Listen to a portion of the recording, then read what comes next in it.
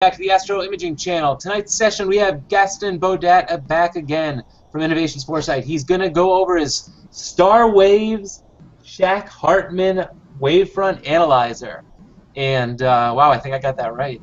But before we go into that, I did want to show off our image of the week, which is another great one. And let me pull it up two ways. Let's see here.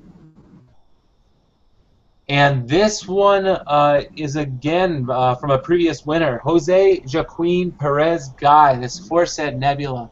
And yeah, I know we've all seen the Horsehead before, but these days I'm looking at that foreground reflection nebula because that's just a beautiful one to pull out. We didn't give him much advance notice, so I don't think he's going to be in the room to join us. Jose, if you ever want to join us in the room, drop me a message and we'll get you in. Josh, do we have any of the details on this particular image?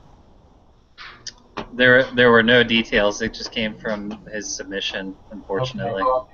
So if you guys do give us some details, we'll have something to talk about as well. And if I see some stuff posted in the meantime, I'll check it out. But thank you for submitting. And guys, remember, you can always submit your images and be up for consideration. But for now, I'm going to jump right back over and hopefully take the camera. There we go. So I see people jumping into the room. Remember, if you guys have questions, just type them into the Q&A app, and I will call them right out to Gaston. Gaston, you are welcome to take it away. Thank you, Adam.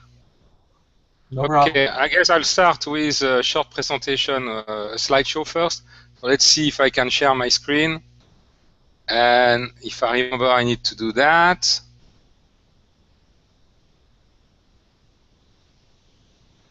We see your screen. You see my screen? Yes, we do. Okay, perfect. Okay, I'm going through a presentation first, and then I will have a live demonstration of the actual Shack-Hartmann analyzer. I have a bench in front of me, and I'll show you how does it work in real life. So the key feature of this Wavefront analyzer, first, it's a way to give quantitative optical performance of a system. This system was designed mainly for astronomical application. So it's usable for quality control. If you make scope or service scope, you can use that. Also for collimation, I should say for optical alignment, because I know John Hayes is very sensitive about this one. And of course, if you make or scope or mirror, you can use this type of tool to help you. It can be used with a scope, that was the main idea, and an actual star in a single pass mode. But it can also be used in a lab on auto-collimation, double pass mode, if you have an optical bench. And this is the case of the demonstration I'm going to show you later after this presentation. It's a portable system, easy to carry. You can easily carry it in a sample case. It's very quick to install, and you will see it's very fast for analysis. This is the whole idea. We want something flexible, fast to use. And it's made, it's a partnership with Alcor System. And Alcor System, probably you know a bit now more about it since I think there were a presentation about Prism. America Prism a few weeks ago is Cyril Cavador. She's a friend of me, and we are working together on this type of product.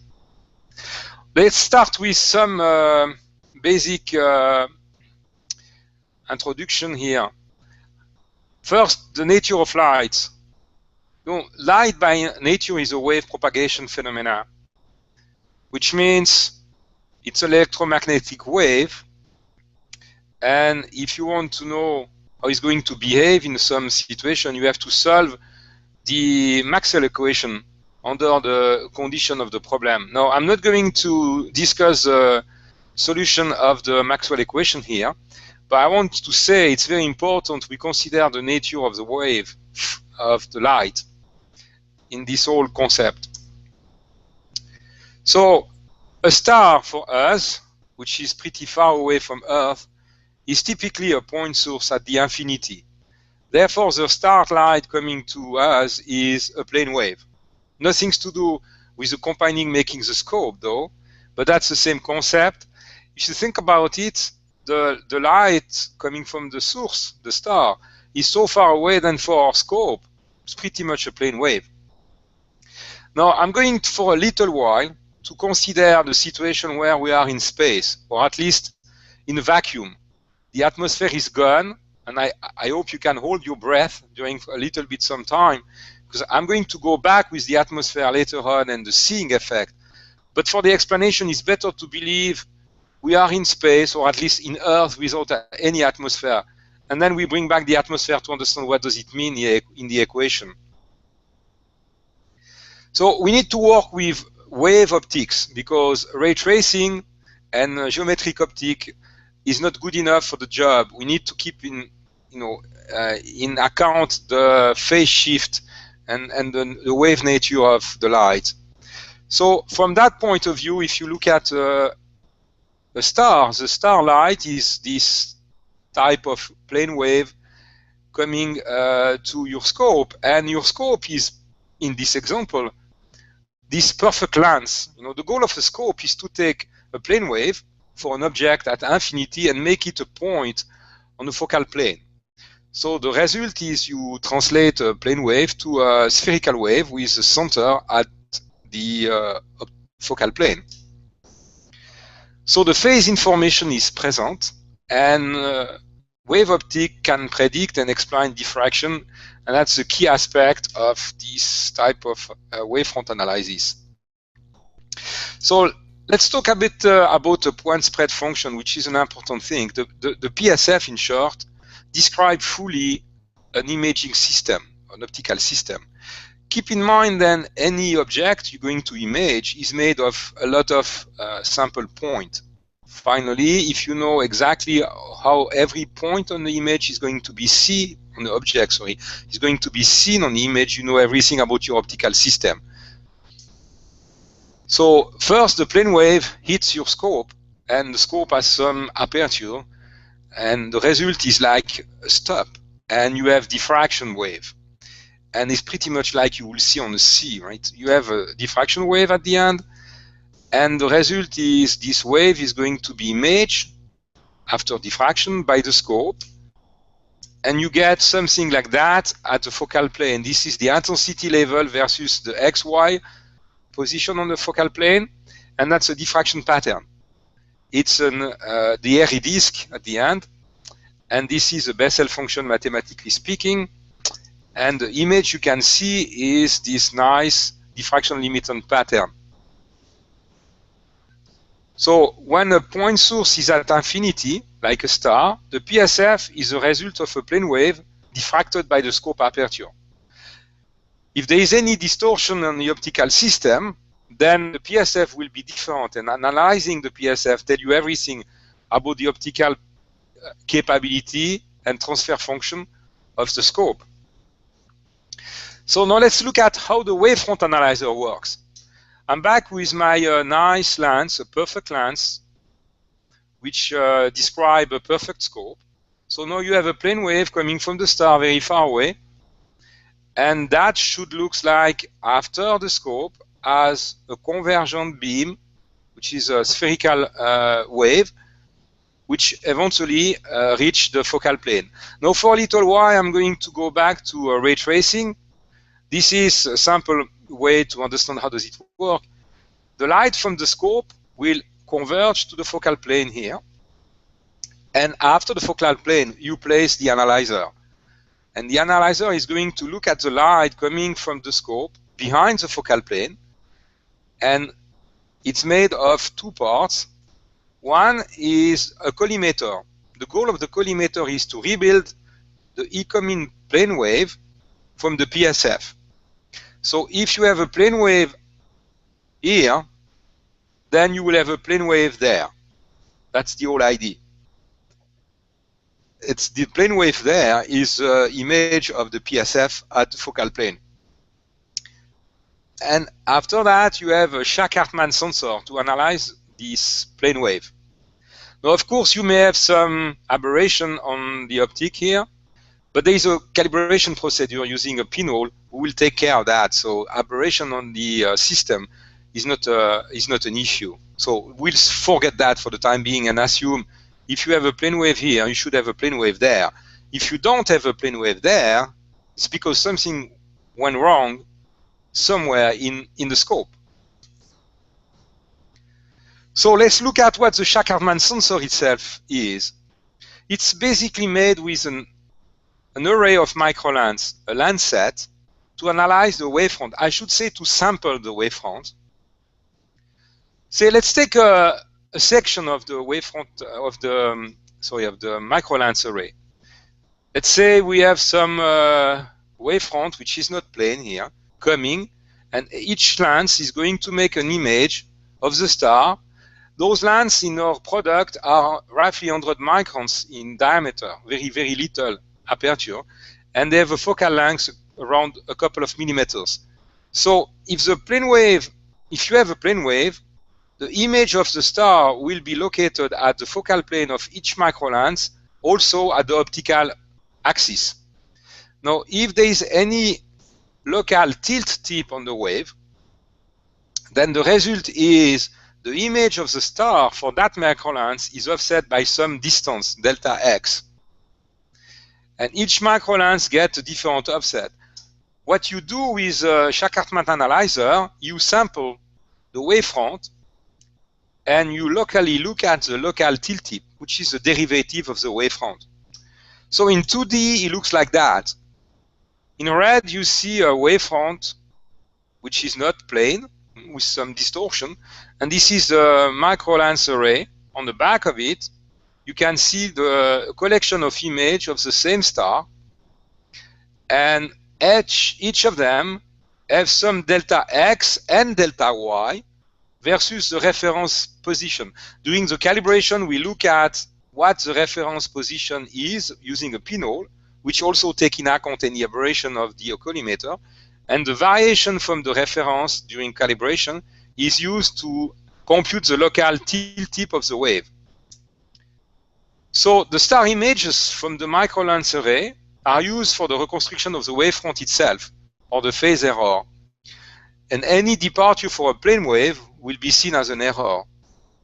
So this is a raw image seen by the CCD behind the microlens array with a scope. Well, you can see here all the dots are an image of the same star. However, you have the obstruction here where there is no image. You can see the pupil limit, and also you can guess the spiders. From this sampling of the pupil, we can build that wavefront error. In color, you have in red a peak, and in blue a trough or a valley on the wavefront. If the wavefront was a plane wave, everything will be yellow, the same color. If it's not, it's because there are some distortion. Therefore, there is some aberration with the optic. There is always some, but the question is how much. And this is the whole idea of the system, is to tell you how much aberration you may have. So from the wavefront, we can rebuild the aberration by type. And you will see that during the analysis. We use a technique named as the Zernike polynomial, or the Zernike coefficients. And this is a decomposition of the wavefront, which is a surface. And it's pretty much the same thing you do with Fourier analysis, where you do also an orthogonal decomposition of a signal. Here it's a decomposition of a wave on a circular pupil.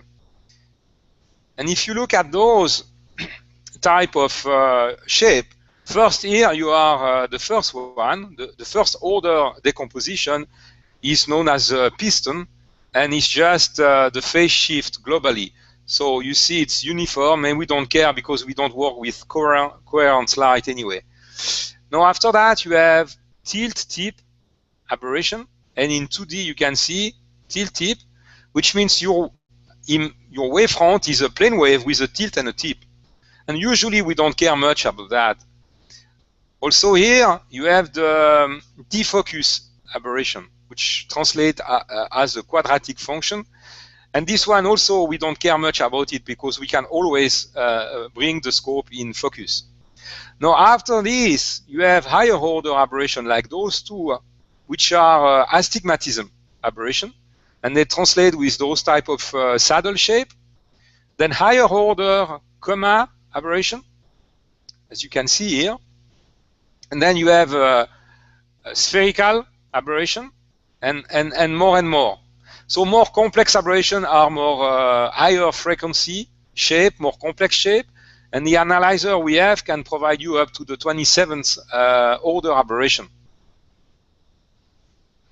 Let's have a look to the basic ones, which are mainly aberration coming, unless the optic is very bad, coming from the collimation or optical alignment of the component of the scope. The first one is a perfect scope, diffraction limited, and you would expect to have this yellow, uniform color across the wavefront, because there is no phase error. And of course, the PSF is a very well-known airy disk. Now, if you have a comma aberration only, you see this typical comma PSF, and this is a wavefront associated with that, with a peak and a trough here. If you have astigmatism aberration only, you will see symmetric rings with some difference in light level. And the wavefront is like that, with two peaks and two troughs. Now, if you go with spherical aberration, at least low order, you get this type of thing. Spherical aberration by nature are symmetric aberration. They are not function of the angle here. They are like, circular.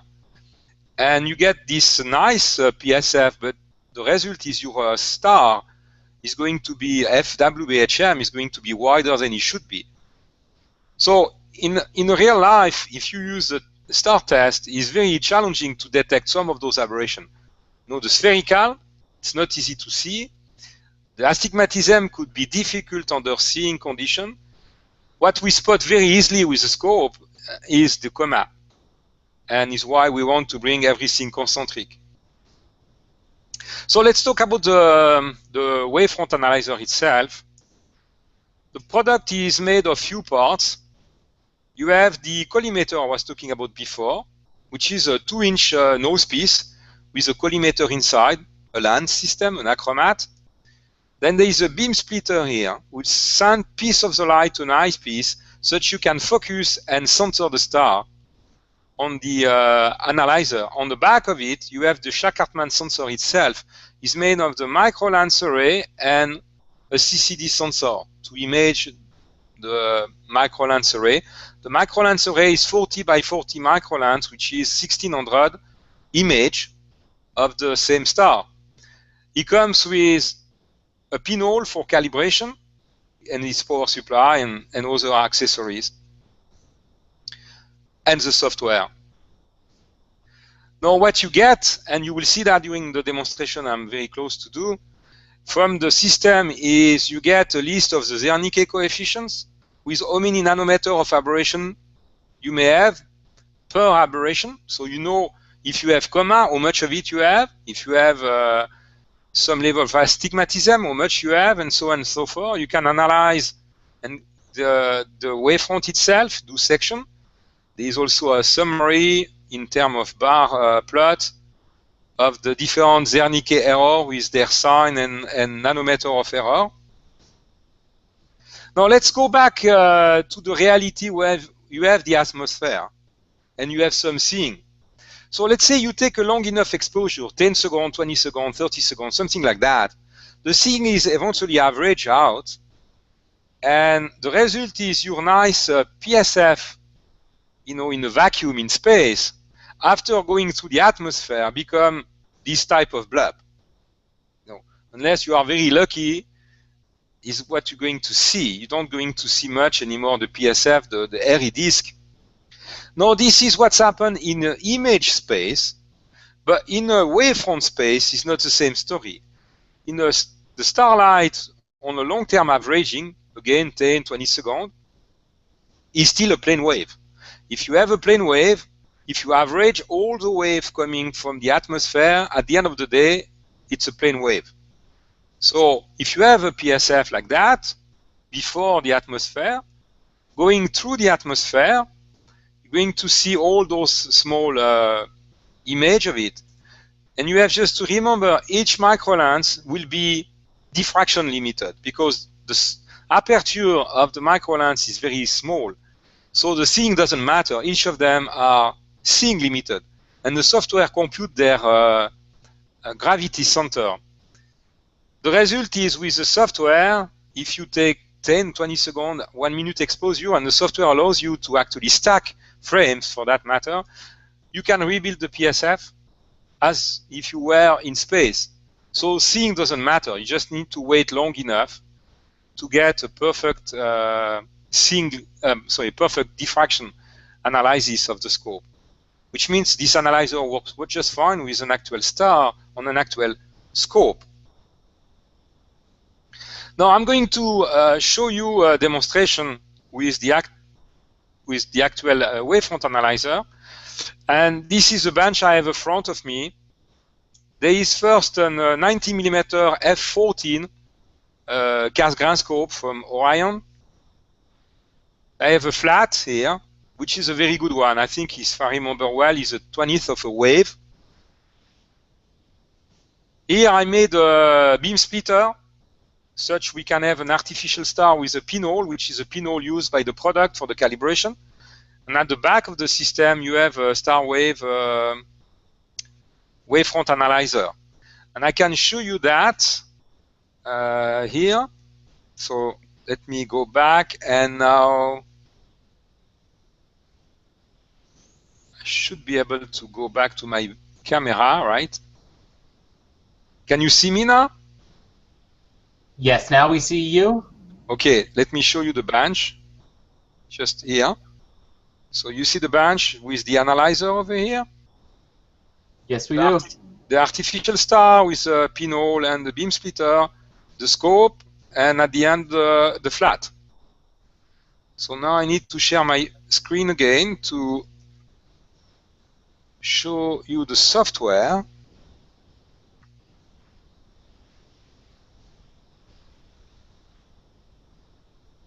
Let me know if you see the screen. Yes, we do. Okay. I'll start to take a new image to be sure everything is settled. Okay, what you see here, every of the green square is one of the microlens field of view. Now, this scope is an f14. My collimator is an f9.7. Collimator needs to match the scope. In some range, you have some room. But this scope is much slower than my collimator, which means I don't use all the microlens I could.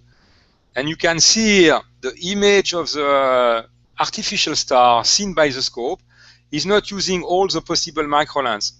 But it doesn't matter for the demonstration. Now, the outer yellow ring is the pupil limit of the scope. And the inner one is the obstruction limit.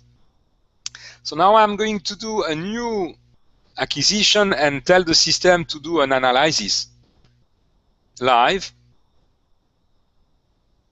So now we get an image. Every of the red square is a location of the gravity center, the centroid of the image for each microlens. The analysis is already done, it's pretty fast, and now you can see the modal reconstruction of the wavefront. So in color here, you have the wavefront with the central obstruction, right? And you can already guess there is some type of symmetry on the wavefront here.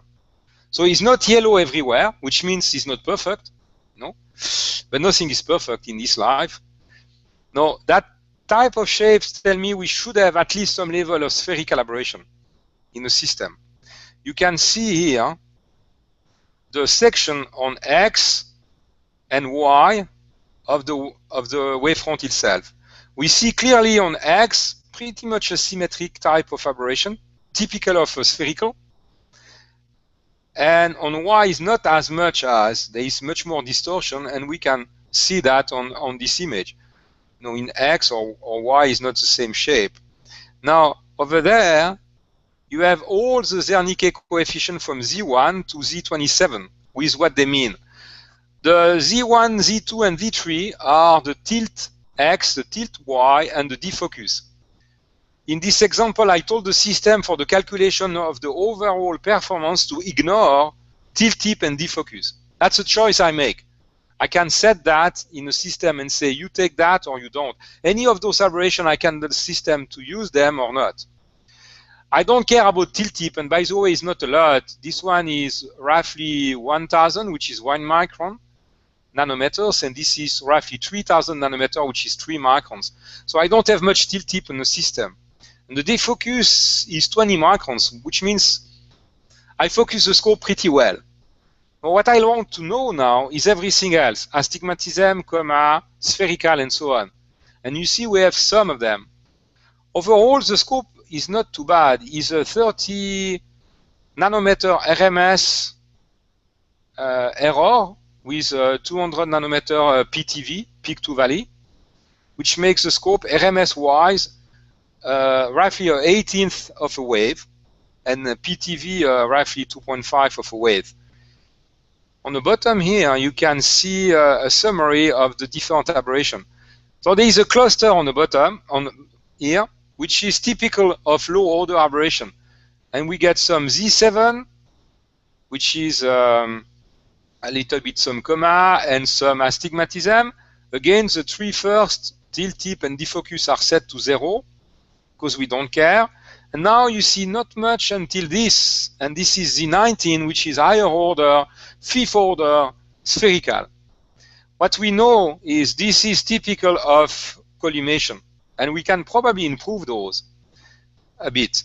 This one is most likely coming from the optic, the way the mirror or maybe the corrector plate was made.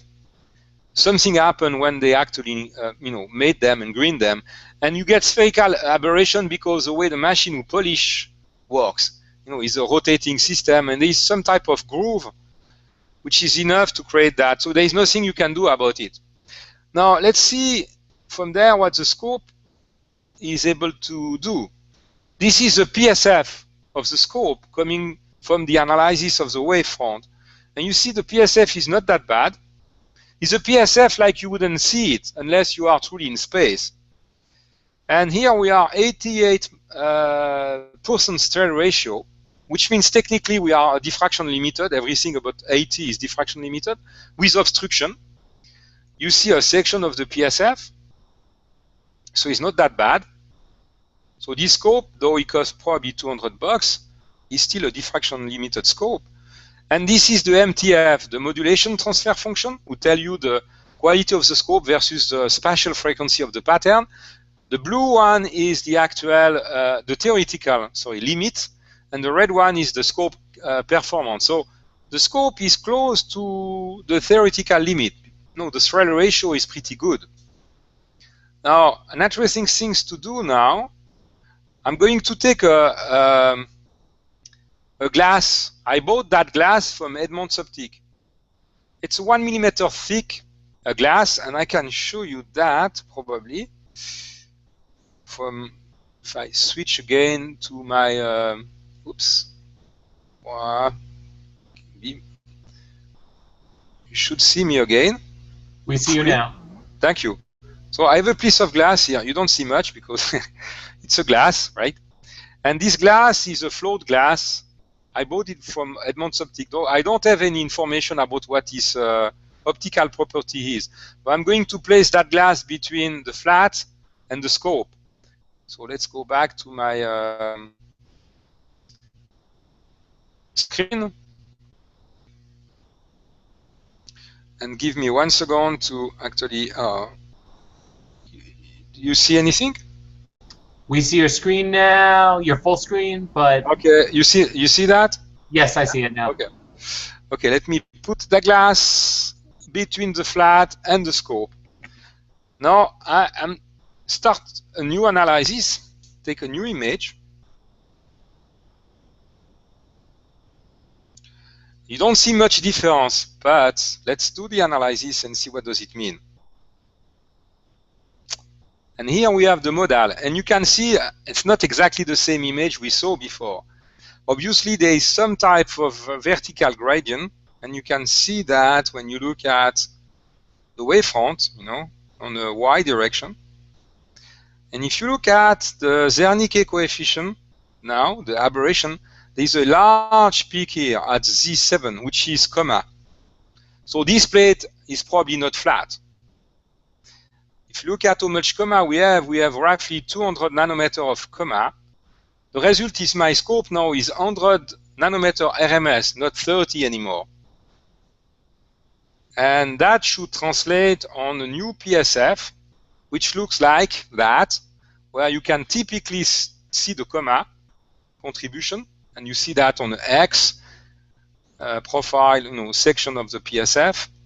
The Y is not too bad, and the MTF drops quite a lot in the X direction, coming from the comma component of the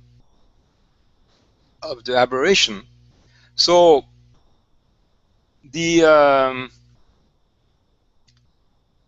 system provides you a quantitative information about what type of aberration you may have.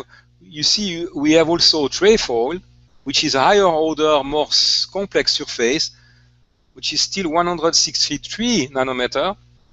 So that scope is only now RMS-wise a fifth of a wave. So that glass, is not very great to speak. Now let me show you an example of what I did with this analyzer with my scope. Go back to the presentation for that matter. And where we already saw that. And this is a 10-inch RCT I bought several years ago from an Astrotech GSO optic. The optic is very good. The mechanic is, well, I guess, is cheaper, but the scope is also cheaper than most of the RC anyway. And I couldn't get good collimation of the scope because it's very hard to actually do a collimation or alignment of an RC. RC use hyperbolic mirrors, and you need to align the optical axis and be careful. So with the analyzer, I was able finally to get this performance here. This is the theoretical limit of my scope.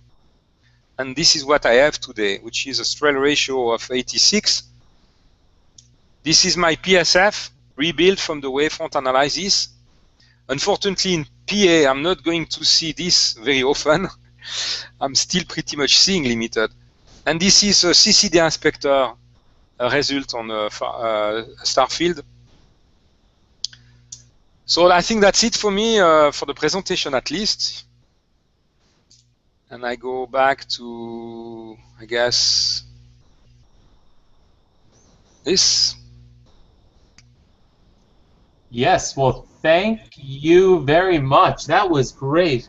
I know I have a few questions, but I do want to remind everyone out there in YouTube land, type your questions in and I'll call them right out to Gaston. You said you could use it on a star as opposed to the star you generated, right? Yes.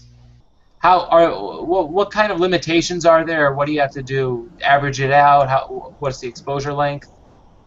Well, typically what you do, you pick a bright star, and you take either a long exposure or you take many small exposure. The software has a stacking capability.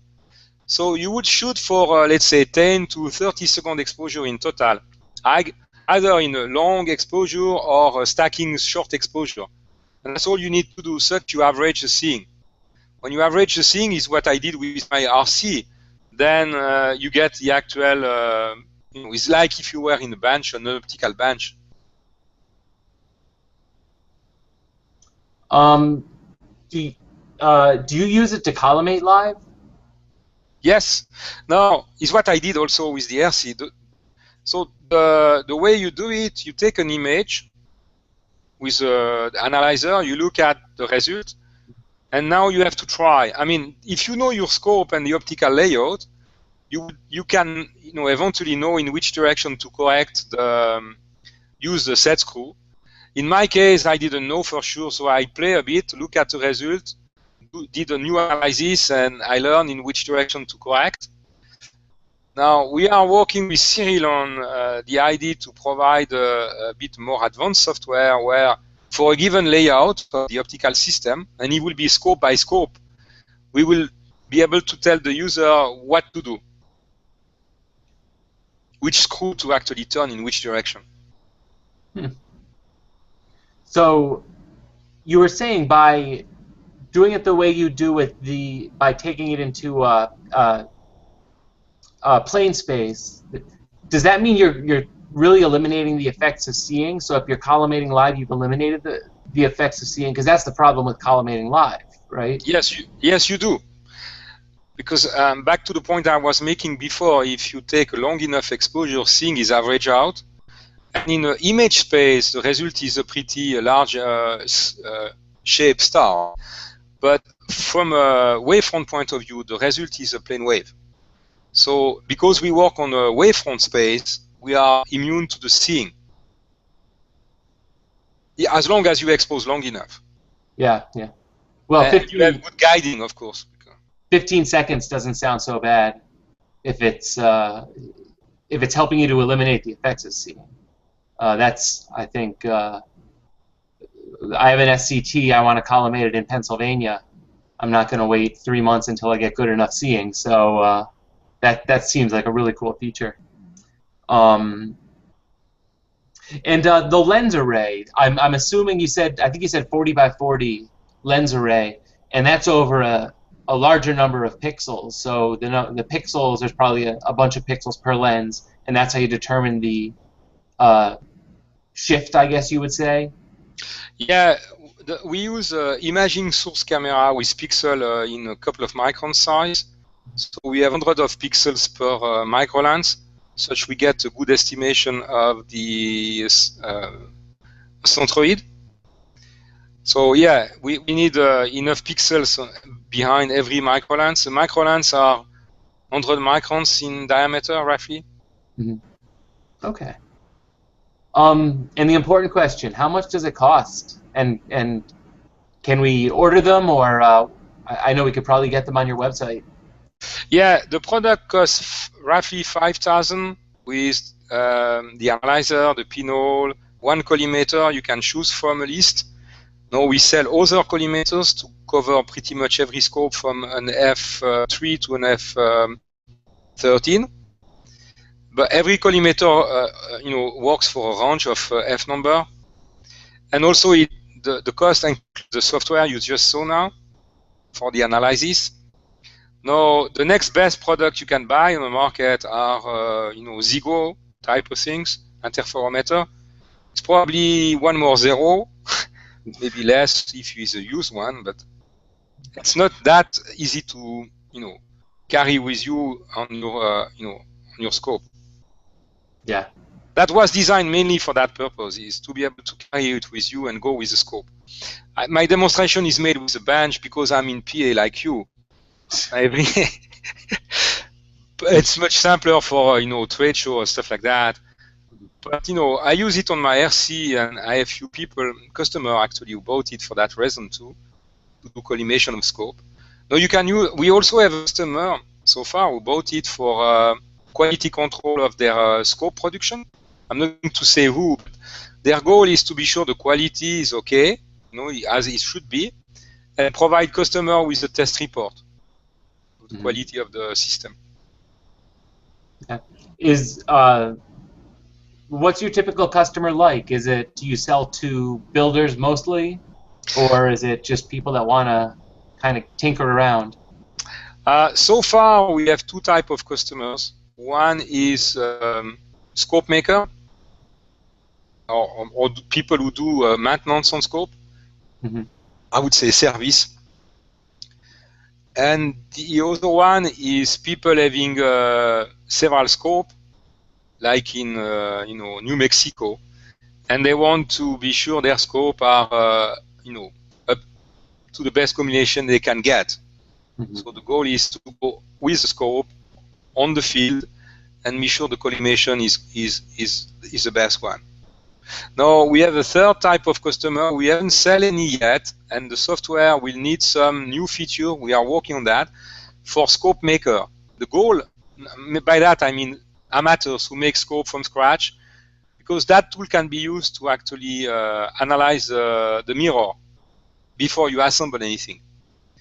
We can use this this analyzer at the radius of the mirror and tell you if the mirror is to the spec before you assemble anything.